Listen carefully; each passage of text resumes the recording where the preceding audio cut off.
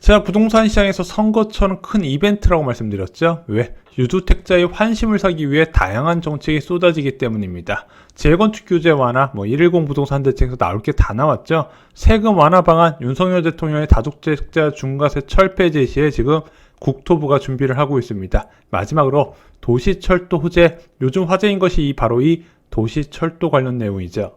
도시철도 호재만큼요, 표심 얻기 좋은 정책이 없어요. 왜냐면 유주택자는 집값 오를 거라는 기대감에 전세 거주자는 빠른 출퇴근을 기대하면서 이 도시철도 호재에 환호할 수밖에 없다는 거죠. 게다가 이 도시철도는요, 넓은 범위 내에서 노선이 깔리잖아요. 그래서 넓은 지역에서 표심 없는 효과가 동시에 발휘되더라. 그러다 보니까 아시다시피 지금 여당에서 지금 수도권에 좀 어느 정도 지지율이 좀 약하지 않냐 이런 전망이 있어서 무엇인가 특단의 대책이 나올 것이고 그것이 교통대책이 될 거란 전망이 많이 있었습니다. 자, 1월에 발표된 도시철도 관련 소식을 종합하면요. 먼저 김포, 인천 5호선 연장 조정안이 있어요. 그래서 검단 신도시를 두 개의 역사를 지나가는 방안으로 좀 더 김포시한테 유리한 방향으로 조정안이 나왔습니다. 그래서 이것이 확정 방안은 아니지만 이대로 추진될 가능성이 높아지고 있어요. 또한 1월에 GTX 신호선 착공식이 있었죠. 그래서 GTX-C 두 번째 GTX 착공이 있었습니다. 그리고 1월 25일 국토부가 교통 분야 3대 혁신 전략을 발표합니다. 이 안에 GTX A, B, C 연장 방안이 나왔고요. GTX D, E, F 신설 방안이 확정 발표가 됐습니다. 자, 먼저 GTX A에서 C 연장 방안 볼게요. 먼저 A 노선은 현재 동탄에서 끝나는 게 평택시까지 연결되는 방안이 나왔습니다. 지금 유력하게 지제역이 이야기가 나오고 있죠. 자, B노선 연장 방안은요, 남양주 마석에서 끝나는 게 가평군 그리고 춘천시까지 연결되는 방안 무려 55.7km를 연결한다고 합니다. 세 번째, C노선 연장 방안은요, 현재 수원에서 끝나는 게 화성시, 오산시, 평택시를 넘어서 천안시와 아산시까지 연결되고요. 북쪽으로는 덕정에서 끝나는 것이 동두천시까지 연결되는 방안이 나왔습니다. 그래서 이번에 A노선부터 C노선 연장만 하더라도요, 평택시, 가평군, 춘천시, 화성시, 오산시, 천안시, 아산시, 동두천시가 수혜를 받을 것으로 예상이 돼요. 자, GTX D 신규 노선 보겠습니다. 먼저 인천공항을 시작으로 부천 종합운동장 찍고 삼성, 하남으로 연결되는 방안, 그리고 이제 김포 장기를 시작으로 검단 찍고 대장 신도시 찍고 그 다음에 똑같이 강남 노선을 이용한 다음에 교산을 가거나 또는 원주 방향으로 가는 방안이 나왔습니다. 윤석열 대통령 공약과 거의 일치한데 차이점이라고 하면은 원주가 추가가 됐고요. 또한 그 전에 없었던 광명 시흥지구 7만원 규모의 대형 신도시가 역사가 생기는 것으로 추가가 됐습니다. 그렇게 되면 광명 시흥지구가 굉장히 좋아지게 되죠.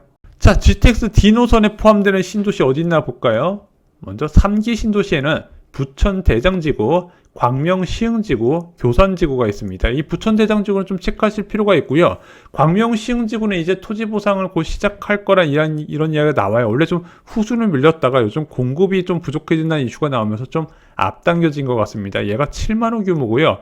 변변찮게 경전천 하나 들어가는 걸로 했다가 GTX D 노선이 현실화가 된다면 좀 위상이 달라질 거라 생각합니다. 그리고 선호도 1위의 신도시죠. 교산지구도 GTX D 노선에 포함이 됩니다. 현재는 이 교산지구의 3호선 연장 방안만 있었는데 GTX D 노선이 들어갈 수 있겠네요. 그리고 기존 신도시는요, 검단 신도시, 영종 하늘도시, 김포, 한강 신도시 등이 포함이 됩니다. 그래서 이번에 GTX D 노선 보면 대부분 대형 신도시를 지나게 되어 있어요.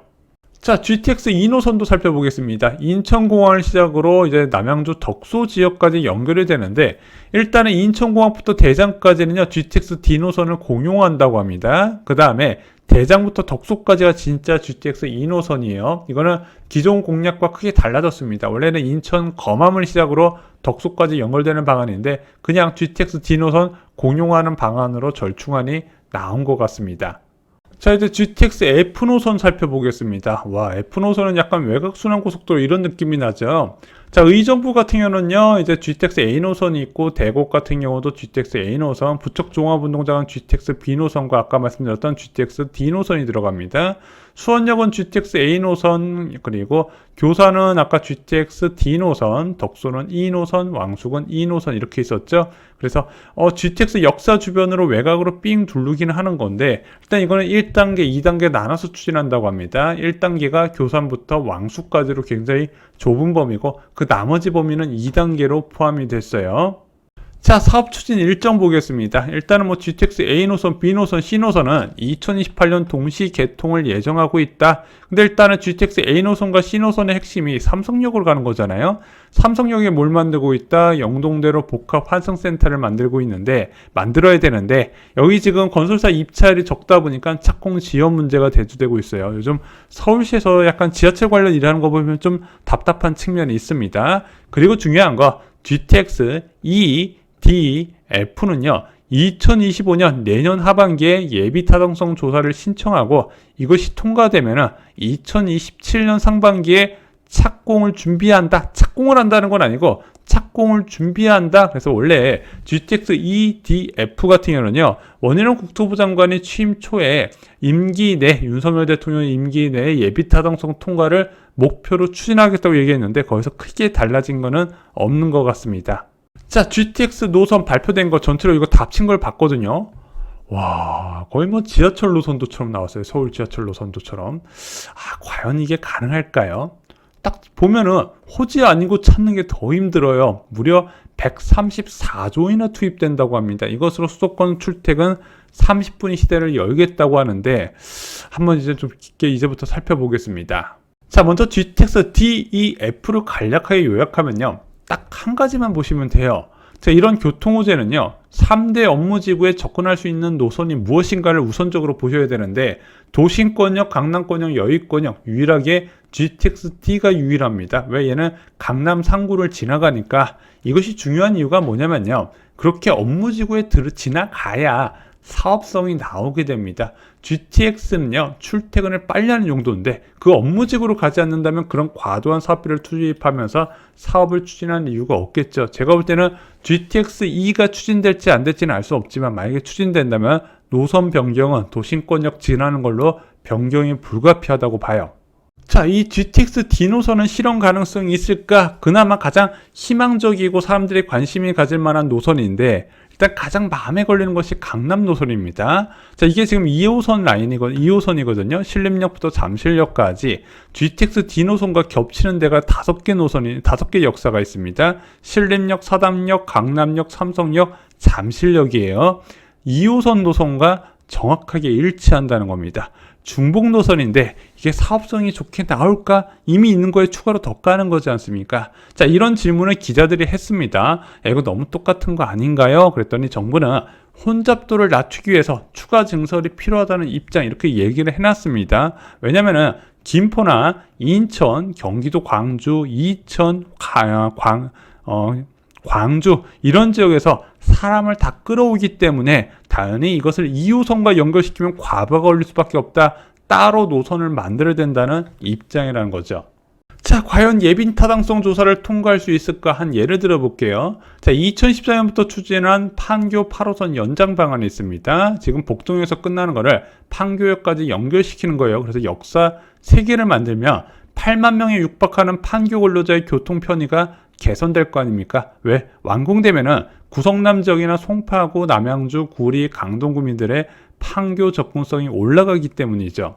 자, 역사 3개만 만들면 됩니다. 그래서 모란역에서 판교역까지 하나, 둘, 3개만 만들면 돼요. 자, 이것을 이재명 지금 야당 대표가 이제 성남시장 후보부터 공약으로 내세웠는데, 이게 지금 아직까지도 예비 타당성 조사에 통과가 안 됐습니다. 그래서 지금 성남시에서는 경제성을 맞춘 다음에 2025년 하반기쯤에 다시 한번 승부를 보겠다고 이야기를 했는데, 아무도 몰라요. 어떻게 될지는. 벌써 그런 식으로 된다 안 된다가 10년째 진행이 되고 있다는 겁니다. 지하철을 연결한다는 것은 이만큼 어렵다는 대표적인 예시예요. 물론 국책 사업의 경우 빠르게 진행되는 경우도 있습니다. 지금 남양주 왕숙을 연결하는 9호선 연장 방안 예타 통과했죠. 자, 대장 홍대선부터 시작해서 창릉 신도시를 연결하는 고양선까지 사업들이 굉장히 빠르게 진행되고 있습니다. 근데 얘네들은 좀 다른 케이스예요. 왜? LH가 건설비를 대부분 부담하기 때문입니다. 왜?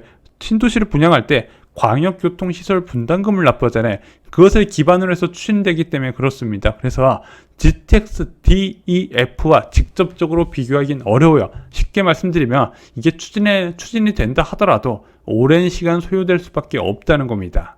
자, GTX 호재는 어떻게 접근해야 될까요?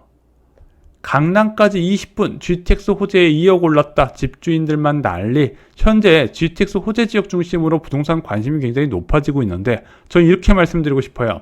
현재 가치로 적정성을 체크해야 된다는 겁니다. 먼저 주변 시세 대비 합리적인 매매 가격이 나와야 되고요. 또한 현재 가치를 나타내는 대표적인 지표 바로 전세가율이죠. 적당한 전세가율을 확보할 수 있어야 된다는 겁니다. 그래서 GTX DEF 이거 생각하지 말고 현재 가치로도 살기 괜찮고 가격도 적당한 것 같은데 내가 이거 살다가 나중에 로또급 호재가 진짜로 실현된다면 대박이 나겠네, 이런 식으로 접근을 하셨으면 좋겠습니다. 자, 그리고 GTX 노선 발표를 보고 다시 느끼는 교훈이 있습니다.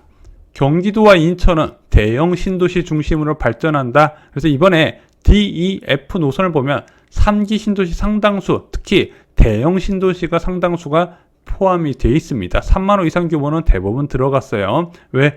대형 신도시가 포함이 되어야 사업성이 나오기 때문이죠. 그래서 여러분들도 내 집 마련하시거나 투자를 하실 때 대형 신도시 중심으로 관심을 가지시라 말씀을 드리고 싶었습니다.